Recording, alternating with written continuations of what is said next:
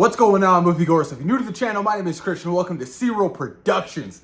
X, you guys, I finally got around to experiencing the new film called X, directed by Ty West, you guys. Now, there's been a lot of rambling and talk about this film called Pearl, how it's a prequel to X. I was like, I actually want to go see Pearl. But I was like, I need to watch X before I go see that. And I was like, why the hell is it called Pearl? Well, I saw X, and now I understand why it's called Pearl and how it's a prequel to X. And they actually just greenlit the third film of the trilogy called Maxine, you guys. Woo! Yo, okay. X is something I knew. I heard ramblings about. Little stuff. Nothing too crazy, nothing spoiler-ish. But I heard that there was a lot of sex in this movie. So, my son went to school yesterday. I was like, okay, perfect. Let me rent it. Now's the time I can watch this without any interruptions. Because, every time I watch a movie, my son runs out and he's like, oh, what are you watching? What are you watching? I'm like, I'll pause. Can't watch that. And I'm a horror movie guy, so I'm always watching some kind of horror movie. So he always ruins it for me. But while he was at school, I was like, let me experience X. Now, right off the bat, you guys, X is probably one of the most horniest movies I've ever seen in my life.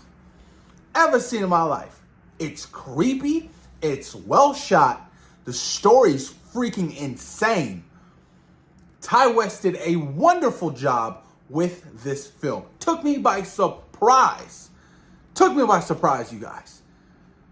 I just loved all the little creepy elements, the camera movements, the shots of Pearl. If you guys don't know who Pearl is, I'm pretty sure if you're watching this video, you've probably seen the movie already. Pearl is the creepy old lady, right, living in the house. So you have this group of these group of young individuals, right? Kind of got like this Airbnb, realistically. So they're renting out this spot. They're coming to talk to the old guy who owns the property or whatever. Say, hey, we're here. And boy, oh boy, you guys, things get really weird. The tension of this movie really got me freaking on the edge of my seat because I was just creeped out at certain parts of the film. I didn't know what was going to happen. I had no idea.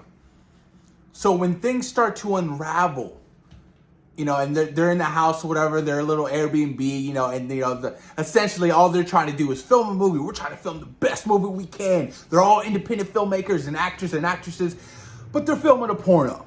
That's what it is. They're filming multiple scenes for this porno. They're trying to make it big in the porn industry. They're not just shooting porn. The guy's like the director. He's like, I want to film. This is cinema. This is what I love. Blah, blah, blah, blah, blah. There's a lot of sex, obviously. But Maxine, the main actress of the film, right? The one with no eyebrows, very creepy in the film sometimes. I felt like her aura, her energy, it rubbed me the wrong way. I was like, oh God, you're kind of creepy. Her in particular had a fascinating storyline in this film and a connection to the older woman living in the house, Pearl. Now, Pearl is this, this older woman who wants to be loved, who wants to feel special again, who wants that unique quality that the younger version of herself had. But her being so old and her husband, she lacks those desires. She doesn't feel that, she doesn't get the need to get that fulfillment anymore. That you know what I mean? That glow. She doesn't get that anymore.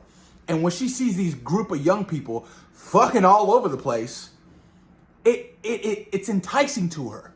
So she's like, that's what I used to be. Like, I miss that. I want that. And she's admiring Maxine so much because I guess Maxine reminds her of a younger version of herself.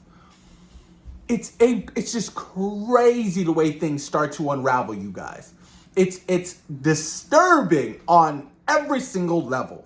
And it got me that much more excited for the prequel of Pearl. Because now you get the backstory on her character and what she's been through her entire life and what's caused her to be so crazy and horny and just, she's a sex fiend. Everybody in this movie is a sex fiend. That's what it feels like. Even the director's girlfriend was like, yo, man, I got to get on to this action. Let me see this BBC. I couldn't believe it. I was like, oh, hell no. If that was my girl, I'd be like, yo, you get in the axe. I'm up out of here. And that's essentially what he did. That's the first kill of the film.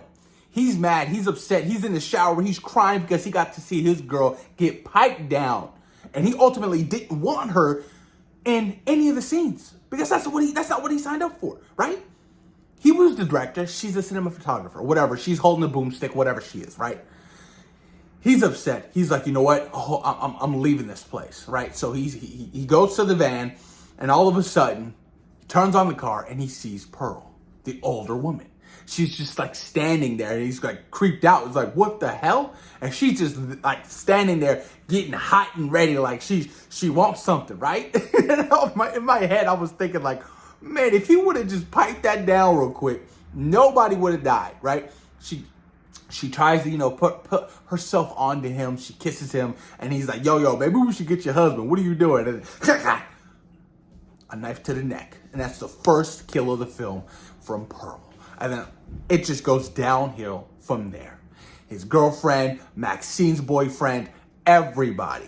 And I knew that somebody was going to get mauled up by a crocodile when I saw that. I was like, okay, hold on. Somebody's going to get eaten by this crocodile, and it's going to happen. Just the whole relationship between Pearl and her husband, I forgot his name, I'm sorry. It's just creepy. He looked terrifying. Like, what I loved so much about this film was the aesthetic of it.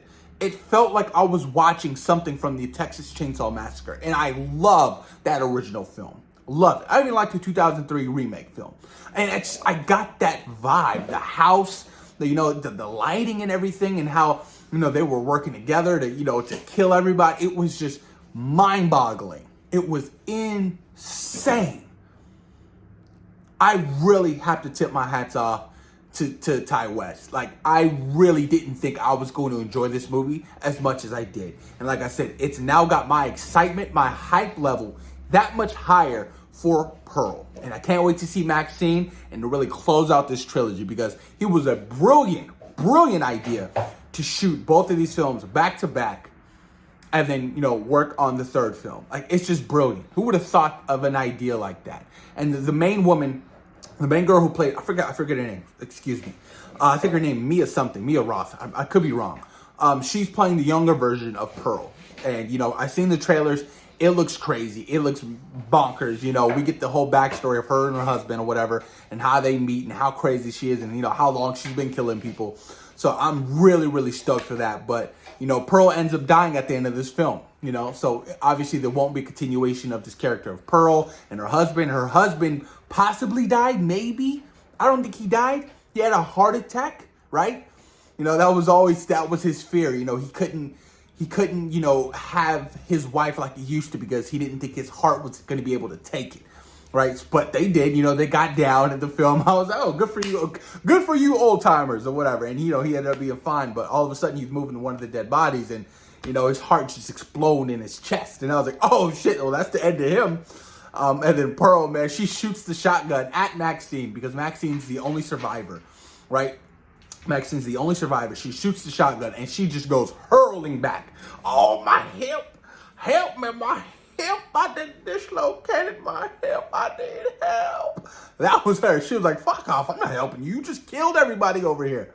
And then she freaking gets in the car, reverses, and then just literally goes over her head. Like, blah. I was like, oh, and I love the subliminal message at the beginning of the movie of when they're kind of driving over the cow.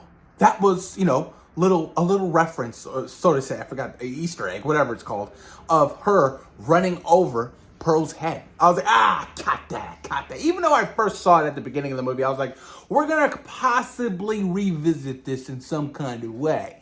But I'm stoked, man. Like I said, X was a crazy freaking movie. I cannot wait to own it. I rented it. I want to buy it.